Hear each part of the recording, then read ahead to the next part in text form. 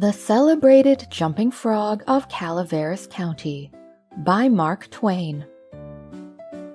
In compliance with the request of a friend of mine who wrote me from the East, I called on good-natured, garrulous old Simon Wheeler and inquired after my friend's friend, Leonidas W. Smiley, as requested to do, and I hereunto append the result. I have a lurking suspicion that Leonidas W. Smiley is a myth, and that my friend never knew such a personage, and that he only conjectured that if I asked old Wheeler about him, it would remind him of his infamous Jim Smiley, and he would go to work and bore me to death with some exasperating reminiscence of him as long and as tedious as it should be useless to me. If that was the design, it succeeded. I found Simon Wheeler dozing comfortably by the barroom stove of the dilapidated tavern in the decayed mining camp of Angels, and I noticed that he was fat and bald-headed, and had an expression of winning gentleness and simplicity upon his tranquil countenance. He roused up and gave me good day. I told him a friend had commissioned me to make some inquiries about a cherished companion of his boyhood named Leonidas W. Smiley, Reverend Leonidas W. Smiley, a young minister of the gospel, who he had heard was at one time a resident of Angel's Camp. I added that if Mr. Wheeler could tell me anything about this Reverend Leonidas W. Smiley, I would feel under many obligations to him. Simon Wheeler backed me into a corner and blockaded me there with his chair, and then sat down and reeled off the monotonous narrative which follows this paragraph. He never smiled, he never frowned, he never changed his voice from the gentle flowing key to which he tuned his initial sentence. He never betrayed the slightest suspicion of enthusiasm, but all through the interminable narrative there ran a vein of impressive earnestness and sincerity, which showed me plainly that, so far from his imagining that there was anything ridiculous or funny about his story, he regarded it as a really important matter, and admired its two heroes as men of transcendent genius in finesse. I let him go on in his own way, and never interrupted him once. Reverend Leonidas W. H. Well, there was a feller here once by the name of Jim Smiley in the winter of '49, or maybe it was the spring of '50. I don't recollect exactly, somehow, though what makes me think it was one or the other is because I remember the big flume warn't finished when he first came to the camp. But anyway, he was the curiousest man about, always betting on anything that turned up you ever see. If he could get anybody to bet on the other side, and if he couldn't, he'd change sides. Any way that suited the other man would suit him. Anyway, just so's he's got a bet, he was satisfied. But still, he was lucky, uncommon lucky. He most always come out winner. He was always ready and laying for a chance. There couldn't be no solitary thing mentioned but that feller'd offer to bet on it, and take any side you please, as I was just telling you. If there was a horse race, you'd find him flush, or you'd find him busted at the end of it. If there was a dog fight, he'd bet on it. If there was a cat fight, he'd bet on it. If there was a chicken fight, he'd bet on it. Why, if there was two birds sitting on a fence, he would bet you which one would fly first. Or if there was a camp meeting, he would be there reg'lar to bet on Parson Walker, which he judged to be the best exhorter about here. And he was, too, and a good man. If he even see a straddlebug start to go anywheres, he would bet you how long it would take him to get to wherever he was going to, and if you took him up, he would foller that straddlebug to Mexico, but what he would find out where he was bound for and how long he was on the road. Lots of the boys here has seen that Smiley and can tell you about him. Why, it never made no difference to him. He'd bet on anything. The dangest feller. Parson Walker's wife laid very sick once for a good while, and it seemed as if they weren't going to save her. But one morning he come in and Smiley up and asked him how she was, and he said she was considerable better, thank the Lord for his infinite mercy, and coming on so smart that with the blessing of Providence she'd get well yet. And Smiley, before he thought, says, "Well, I'll risk 2.5 she don't anyway." This year, Smiley had a mare. The boys called her the 15-minute nag, but that was only in fun, you know, because, of course, she was faster than that, and he used to win money on that horse, for all she was so slow and always had the asthma, or the distemper, or the consumption, or something of that kind. They used to give her 200 or 300 yards start, and then pass her underway, but always at the fag end of the race she'd get excited and desperate-like, and come cavorting and straddling up and scattering her legs around limber, sometimes in the air and sometimes out to one side amongst the fences, and kicking up more dust and raising more racket with her coughing and sneezing and blowing her nose, and always fetch up at the stand just about a neck ahead, as near as you could cipher it down. And he had a little small bull pup, that to look at him you'd think he weren't worth a cent, but to sit around and look ornery and lay for a chance to steal something.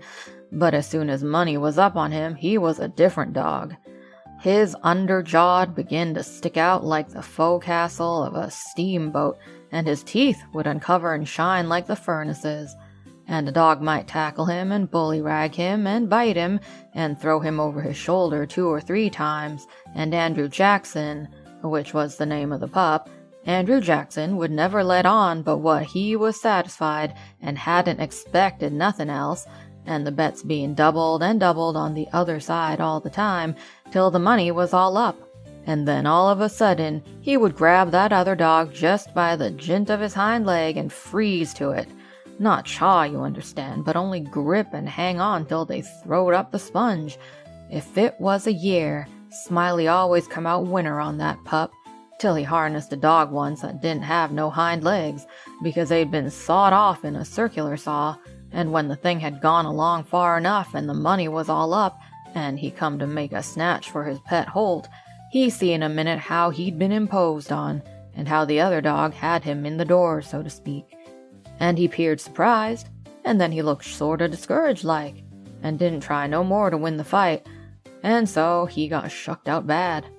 He gave Smiley a look, as much as to say his heart was broke, and it was his fault, for putting up a dog that hadn't no hind legs for him to take hold of, which was his main dependence in a fight, and then he limped off a piece and laid down and died.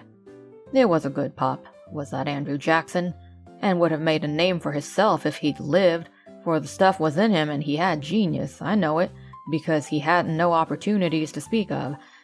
And it don't stand to reason that a dog could make such a fight as he could under them circumstances if he hadn't no talent. It always makes me feel sorry when I think of that last fight of his'n, and the way it turned out.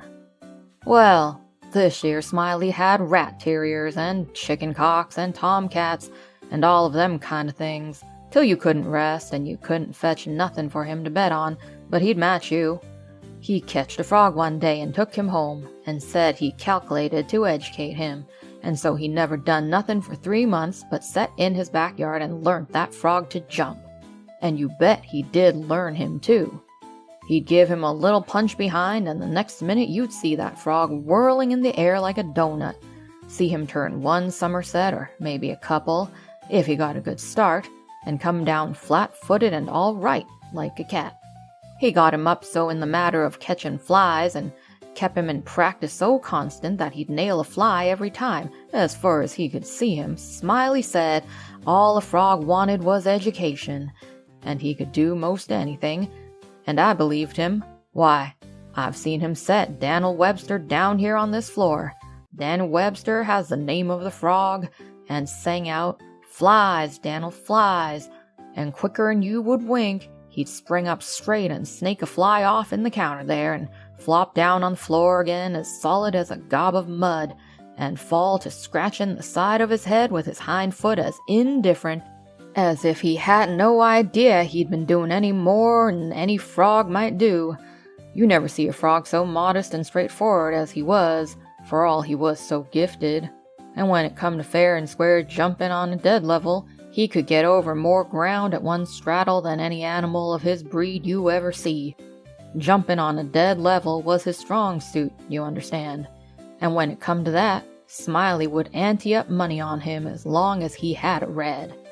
Smiley was monstrous proud of his frog, and well he might be, for fellers that had traveled and been everywheres all said he laid over any frog that ever they see.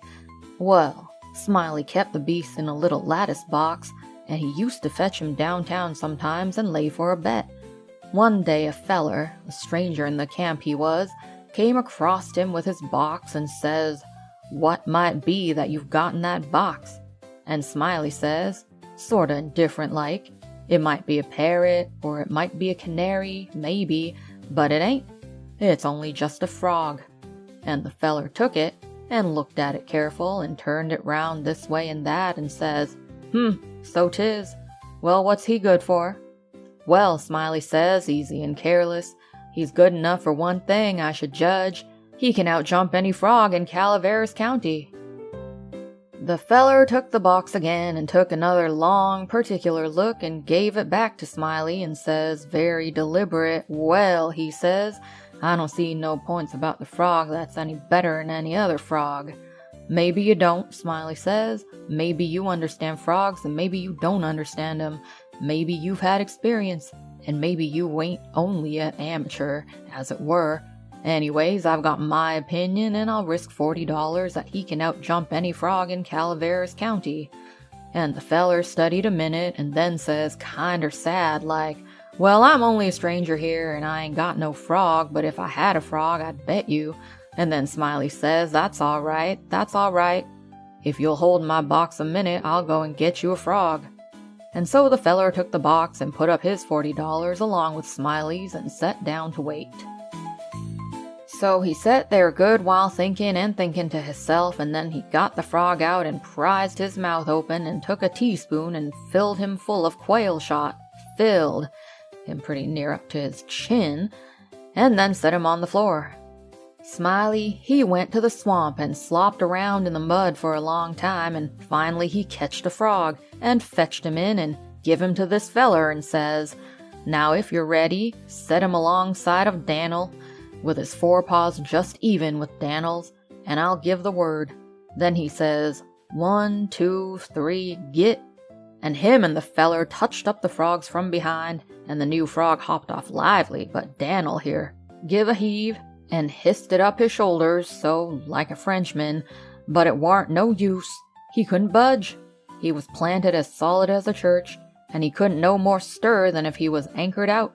Smiley was a good deal surprised, and he was disgusted too, but he didn't have no idea what the matter was, of course.